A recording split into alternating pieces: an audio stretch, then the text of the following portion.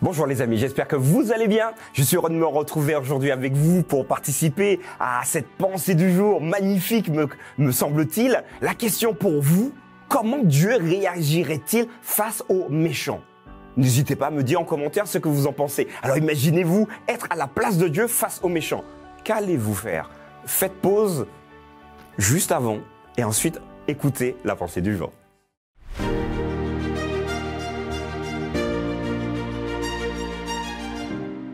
La pensée du jour se trouve dans Ézéchiel chapitre 18, verset 23. « Ce que je désire, est-ce que le méchant meure? Dit le Seigneur l'Éternel. N'est-ce pas qu'il change de conduite et qu'il vive ?» Voilà les amis, il y a quelques instants, je vous posais la question de savoir, comment Dieu réagirait face aux méchants. Et d'ailleurs, j'ai étendu ma question à vous qui m'écoutez, s'agissant de la capacité que vous auriez à la place de Dieu face à un méchant.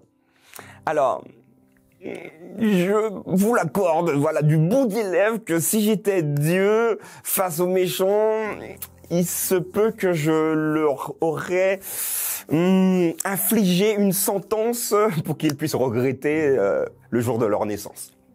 Alors vous allez me dire, oui, mais on peut pas dire ça. Je vous l'accorde, on peut pas dire ça. En tout cas, laissons finalement la Bible nous enseigner, nous changer notre mentalité carrément et notre comportement. Ézéchiel chapitre 18, verset 23 va être absolument intransigeant par rapport à la volonté de Dieu face aux méchants. Et le texte est hyper clair. Ce que je désire, donc déclaration de l'Éternel, j'ai envie de dire déclaration de Dieu lui-même. Est-ce que je désire, d'après vous, que j'élimine le méchant, que je l'extermine? Est-ce que vous croyez que j'ai envie de faire ça? Alors, certains pourraient dire, mais tu devrais peut-être de temps en temps le faire, parce que ça nous arrangerait bien, nous humains. Mais Dieu est bien au-delà de nos capacités, de notre propre réflexion. Et il dira ceci, non. N'est-ce pas qu'il change de conduite et qu'il vive? L'objectif de Dieu pour tous les méchants, et j'irai même plus loin, pour tous les hommes, avec un grand H, donc homme, femme, enfant, c'est qu'il change de conduite pour qu'ils puissent vivre. Alors, maintenant que nous avons identifié ce que Dieu veut pour le méchant, mais une deuxième question peut venir se greffer sur cette pensée du jour. Qui sont les méchants, d'après vous? Alors, je vais répondre, les méchants, finalement, si vous voulez savoir qui est méchant, je vous invite à aller dans votre salle de bain, à vous regarder dans le miroir. Là, vous allez trouver qui est méchant pour Dieu. Donc, vous comprenez bien que c'est une interpellation pour chaque être humain. Le méchant, c'est pas celui que j'identifie personnellement comme méchant. Toi, t'es méchant et donc, quelque part, moi, je suis bon. Alors, vous comprenez que le Seigneur nous dit que nous sommes tous dans le même bateau et que nous avons tous besoin de changer de conduite afin que nous puissions pleinement vivre la vie qu'il nous propose.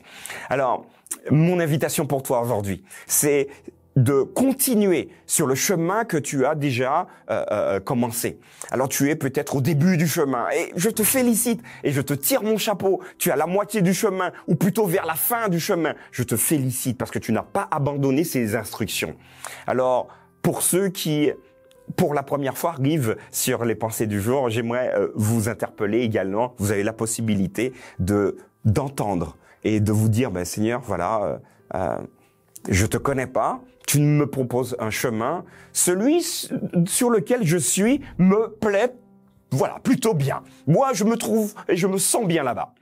Mais tu me proposes quelque chose d'extraordinaire, tu me proposes la vie. J'aimerais essayer avec toi. Et je vous encourage, ne baissez pas les bras parce que ce ne sera pas toujours facile, mais avec Dieu, vous aurez la vie. J'aimerais relire, pour finir cette pensée du jour, Ézéchiel chapitre 18, verset 23. « Ce que je désire, est-ce que le méchant meurt? N'est-ce pas qu'il change de conduite et qu'il vive ?» Question rhétorique ici, mais vous l'avez compris, Dieu veut que vous viviez, que nous vivions.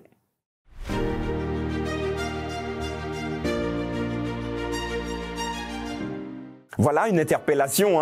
Alors, je ne sais pas si vous avez répondu, pour ceux qui ont fait pause, vous avez répondu comme moi, je ne sais pas, peut-être différemment. Mais en tout cas, retenons que le texte nous invite à avoir un Dieu qui accueille tout le monde et qui nous invite homme après homme, femme après femme. Les amis, j'aimerais simplement que vous changiez de conduite pour avoir la vie. N'hésitez pas à commenter, n'hésitez pas à partager avec vos amis et puis encouragez vraiment ceux qui ont peine à avancer sur le chemin, qui doutent de Dieu. Encouragez-les. Vous êtes là pour ça. Nous sommes là pour ça. Nous nous donnons rendez-vous demain pour une nouvelle pensée du jour.